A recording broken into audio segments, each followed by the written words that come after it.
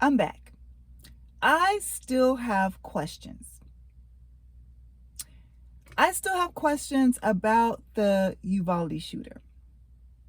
So from what we were told, the day that the shooter went into the school and took the lives of those sweet children and those teachers, that morning, the shooter's grandmother was on the phone negotiating his phone bill because they couldn't afford to pay his phone bill.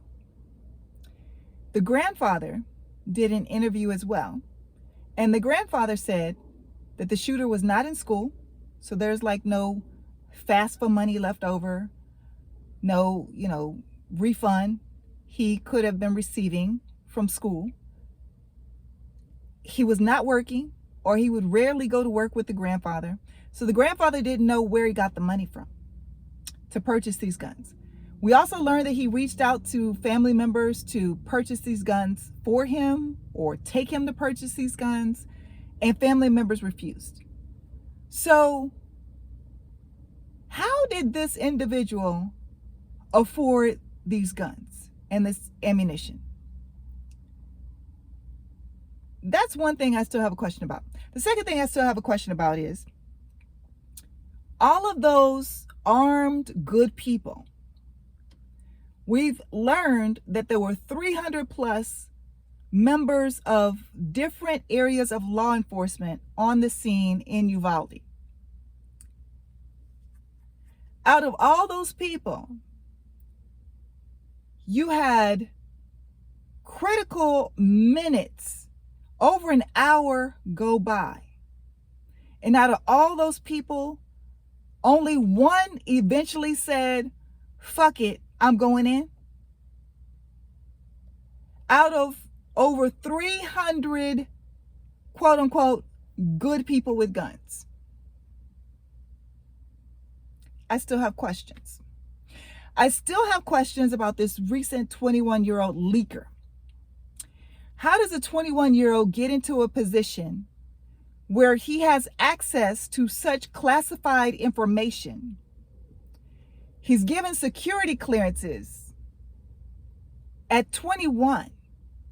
What's his background that somebody looked at his resume and said, oh, this is a great candidate for this job because they have so much experience in this area. And we know that we can trust this individual with this type of sensitive material. Who hired this person? And if you look into this individual's background, the leaker, on social media, which in my opinion, or to my knowledge, all employers are looking at now, was riddled with race war and racist comments, innuendo, pictures, images, videos, riddled with that. So you're telling me that all of that was missed, his age and his experience was overlooked, and somebody thought that this was the right candidate for the position that he was put in. And then on top of that, let's not forget, he was admonished 3 times for getting caught taking the said information, but still remained in his position. He still remained employed there. How does that happen? With such sensitive information that can jeopardize our entire country. So who put that person in position? Who hired that individual? I still have questions. The last one, Allen, Texas. Now, before Allen, Texas happened, 5 years ago, there was a shooting at Walmart in El Paso. Correct me if I'm wrong. El Paso in Texas.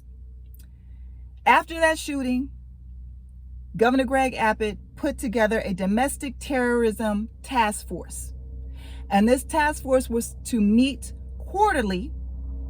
And since the Allen shooting, we have found out it only met twice in the past 5 years.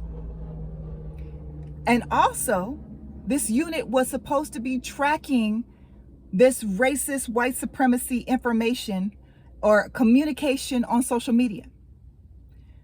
The Allen shooter had a plethora of information out there on social media in regards to his feelings about other ethnicities, about his connection to white supremacy.